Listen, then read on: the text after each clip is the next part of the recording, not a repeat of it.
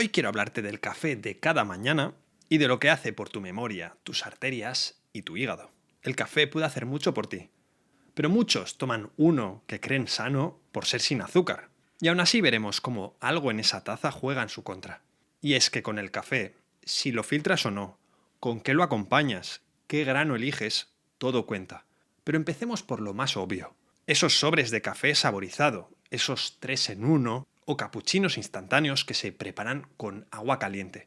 Llevan un poco de café de verdad y alrededor una lista larga de ingredientes que no le suma nada. De hecho, si lees la etiqueta, lo primero suele ser azúcar y grasa hidrogenada barata. Generalmente grasas trans, de las peores para el corazón. Y para imitar a la vainilla o el caramelo le añaden aromas artificiales. Puede que ya lo hayas notado. Tomas el café de sobre y al rato llega la hinchazón o unas ganas de dulce que antes no tenías. Eso es el azúcar de golpe pidiéndote más. Otro producto es la crema o el blanqueador artificial. Ese polvo que vuelve el café blanco de golpe. Pero míralo por dentro. Otra vez grasa hidrogenada y azúcares escondidos con nombres como jarabe de glucosa o sólidos del maíz. Y ojo, muchos llevan además dióxido de titanio, que solo sirve para dar ese blanco brillante y en Europa lo prohibieron para consumo porque no pudieron garantizar que fuera seguro. Pero si me estás viendo desde Estados Unidos o Latinoamérica, ahí este ingrediente sigue siendo legal. Por eso la alternativa es sencilla, café solo o con un chorro de bebida vegetal sin azúcar, como avena o soja. En cuanto a la bebida vegetal, lo más sencillo posible, sin azúcares añadidos y tampoco sin una lista larga de espesantes. Prueba a tomarlo así unas semanas y fíjate en cómo te sienta. Muchos notan menos hinchazón, una energía más estable por la mañana y sobre todo el sabor real del café de vuelta. Ahora, quizá el descafeinado te parezca entonces la opción segura.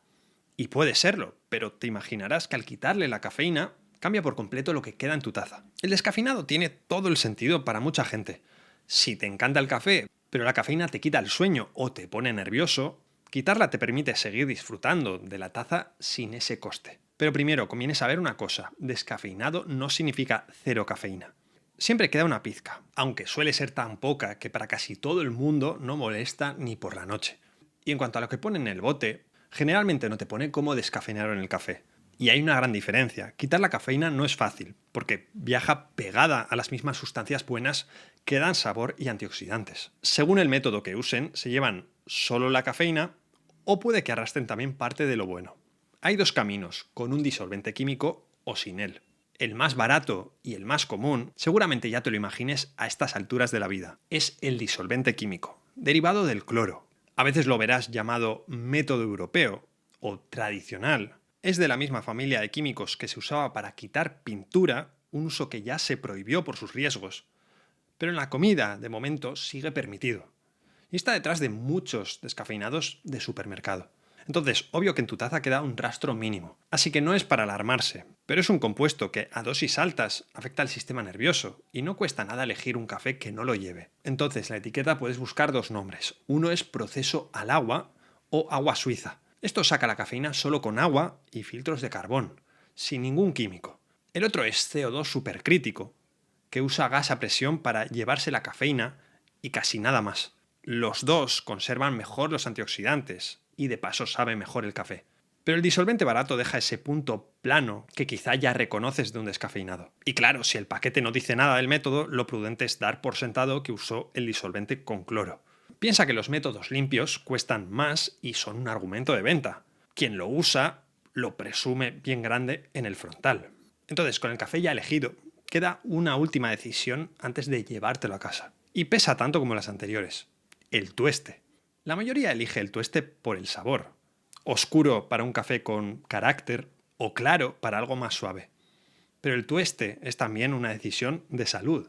Para el día a día, una buena base es un arábica de tueste medio. Porque el arábica es más suave y menos amargo que el robusta y además trae menos cafeína. Piensa que en la taza el tueste medio queda equilibrado, ni tan ácido como el claro, ni tan quemado como el oscuro. Además, hay una razón de salud para esta elección. Cuando el grano se tuesta, el calor fuerte crea una sustancia llamada acrilamida, que en dosis altas se ha relacionado con el cáncer. Pero este es el tema, porque va al revés de lo que parece. Cuanto más claro es el tueste, más acrilamida suele quedar. Porque la acrilamida se forma pronto en el tostado y se va deshaciendo si el grano sigue en el fuego. desaparece con el calor. Ojo, no quiero alarmar, en el café las cantidades de acrilamida son pequeñas. Y el café en conjunto, por sus antioxidantes, se asocia a protección contra el cáncer, a pesar de la acrilamida que pueda haber. Pero como ves, este es uno de los motivos para elegir el tueste por criterio de salud. Por eso ese tueste clarísimo, tan de moda, en las cafeterías de especialidad no es más sano por parecer más natural. Sí, el grano se ve pálido, color canela, y a veces lo venden como rubio o tueste nórdico. Se ve limpio y artesano, pero en cuestión de acrilamida es justo el que más lleva. Y en el otro extremo está el tueste muy oscuro, ese grano casi negro y brillante de aceite. Aquí sí baja la acrilamida, pero ese mismo calor intenso ha quemado los ácidos clorogénicos, que son los antioxidantes principales del café. Y de paso has generado más compuestos del propio quemado. Así que el oscuro tampoco es la mejor opción en términos de salud. Si te gusta tostado, al menos no elijas el extremo del carbón. Y es que esos ácidos clorogénicos importan por algo concreto. Se asocian a una mejor respuesta a la insulina, esto es, a un mejor manejo del azúcar en sangre y a menos inflamación. De hecho, el consumo diario de café se ha relacionado con menos probabilidad de diabetes. Y se cree que viene de estos compuestos, no de la cafeína. Entonces, si los quemas en el tueste, estás tirando esa ventaja. Por eso, el tueste medio es el equilibrio. Poca acrilamida y ácidos clorogénicos de sobra.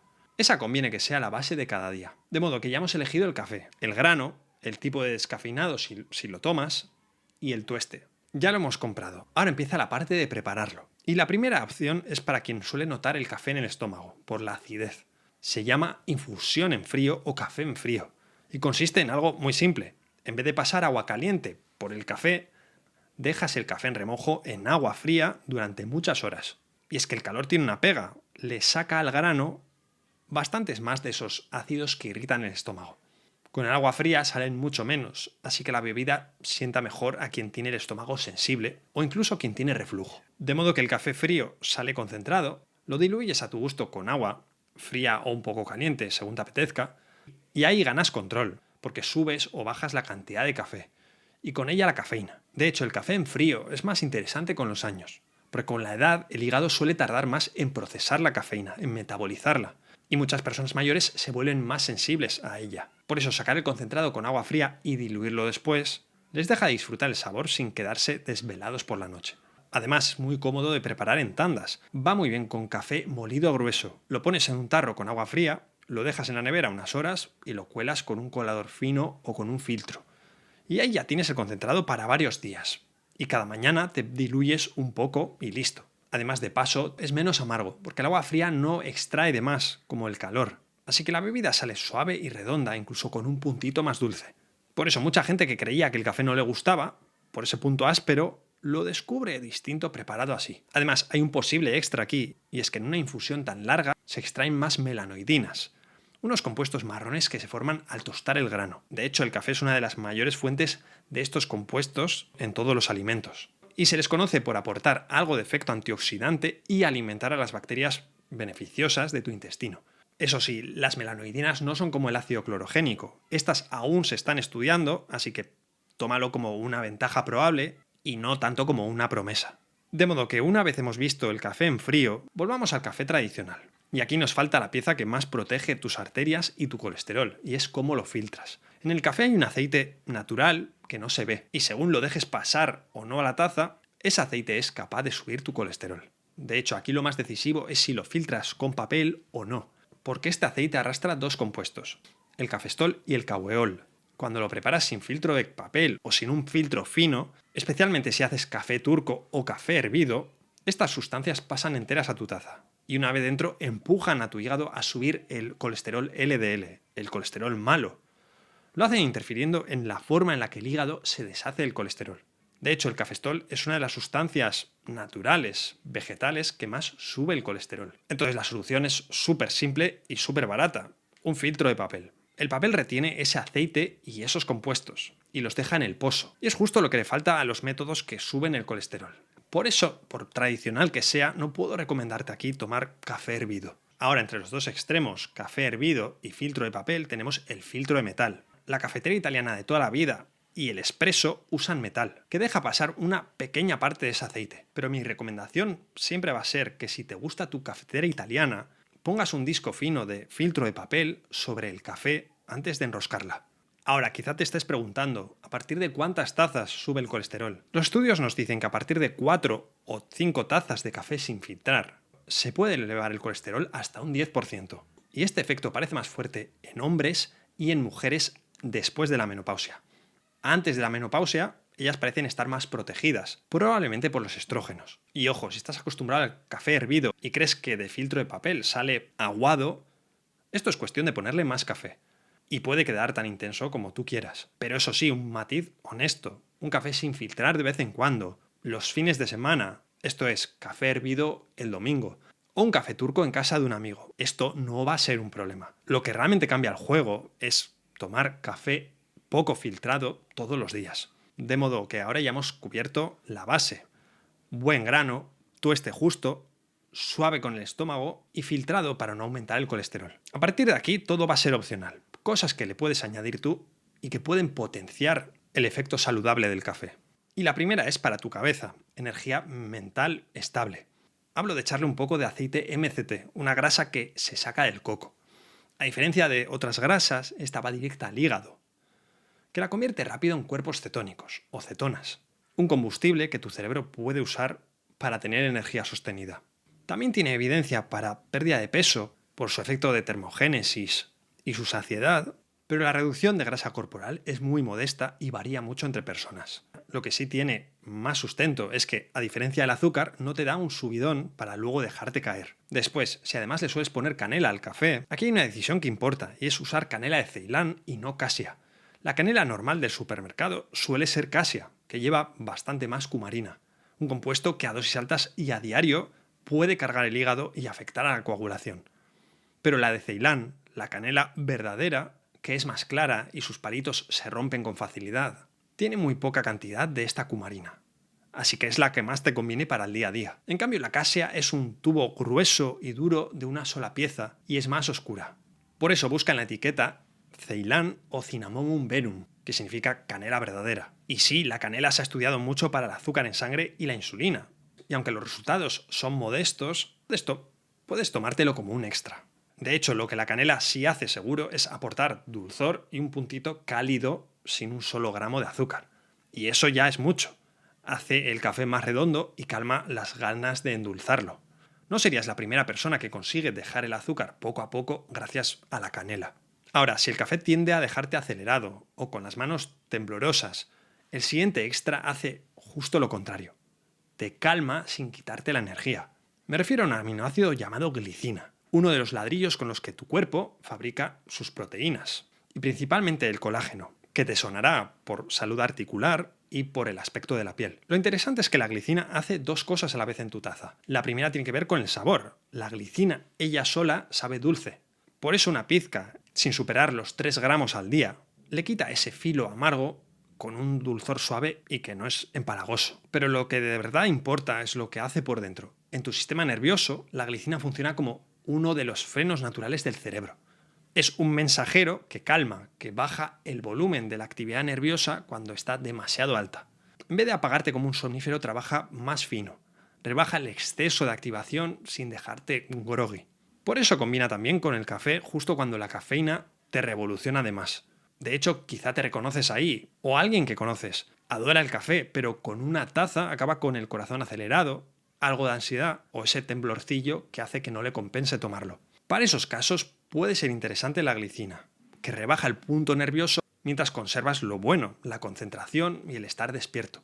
Ahora, eso sí, conviene ser cautos aquí. Si tienes una enfermedad renal u otra condición de salud o tomas medicación, consulta antes con tu médico antes de tomar glicina o cualquier suplemento. La glicina es un aminoácido y por lo tanto es generalmente segura, pero cada caso es cada caso. Y otra opción en lugar de la glicina es para quien quiere seguir con el ritual y el sabor del café, pero bajar la cafeína. Esta puede que te suene, la chicoria. Es la raíz de una planta que, tostada, sabe sorprendentemente parecida al café, con ese punto tostado y un amargor agradable.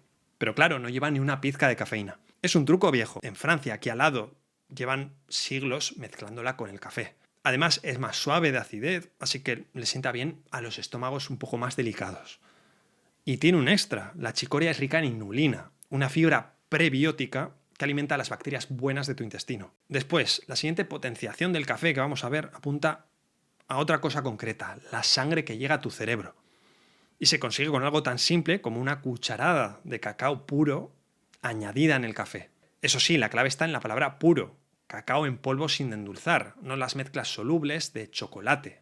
Esas de bote para los niños, que son casi todo azúcar, maltodextrina y llevan muy poco de cacao de verdad. Pero el cacao 100% de verdad es rico en unos compuestos llamados flavanoles, sobre todo la epicatequina. Estos flavanoles empujan a tu cuerpo a fabricar más óxido nítrico, una molécula que relaja y ensancha tus vasos sanguíneos. El resultado es, te lo imaginarás, que llega más sangre y con ella más oxígeno a tu cerebro. Y ese efecto aparece al cabo de 1 a 2 horas, cuando los flavanoles ya están haciendo su trabajo en la sangre. Hay estudios que asocian estas sustancias del chocolate a más atención y más memoria. Y se ha visto más en personas mayores cuando la tarea es exigente. En cambio, en reposo y en gente joven, sana, el efecto suele ser más pequeño o no siempre aparece. Porque es un empujón modesto, no una transformación. Y es por esto que el cacao y el café se llevan tan bien. Porque la cafeína del café te espabila rápido, pero su empuje puede subir de golpe y caer igual de rápido. En cambio, los flavanoles del cacao mantienen ese riego al cerebro. Así que el impulso te dura más y te resulta más redondo todo. Además, el cacao trae teobromina, una prima de la cafeína pero mucho más suave. Es un estimulante ligero que actúa lento y sostenido, como una brasa larga y baja, que no se apaga, en lugar del chispazo brusco de la cafeína. Y sí, la teobromina también relaja los vasos sanguíneos y tiene mucha menos tendencia a ponerte nervioso o a estropearte el sueño. Entonces, para hacer esta combinación, disuelves el cacao puro en el café ya hecho y remueves bien, hasta que no queden grumos. Te queda algo parecido a, si lo conoces, un café moka, pero sin azúcar. Y ojo, además, de regalo, el cacao te aporta magnesio. En definitiva, con esto tienes tu taza cubierta de principio a fin. Aunque sobre este cacao que acabamos de hablar, tengo que contarte una última cosa antes de despedirme. Lo bueno del cacao, los flavanoles, viven en su parte sólida, la del cacao puro. El problema es que en esa misma parte se acumulan también dos metales pesados, el cadmio y el plomo. Ahora, esto no es para que tires el bote de cacao, ni mucho menos, porque tiene fácil solución. Se puede elegir un cacao potente y limpio a la vez. Te lo cuento en mi vídeo sobre el cacao, que te dejo por aquí para que hagas clic y nos vemos ahora ahí. Cuídate mucho.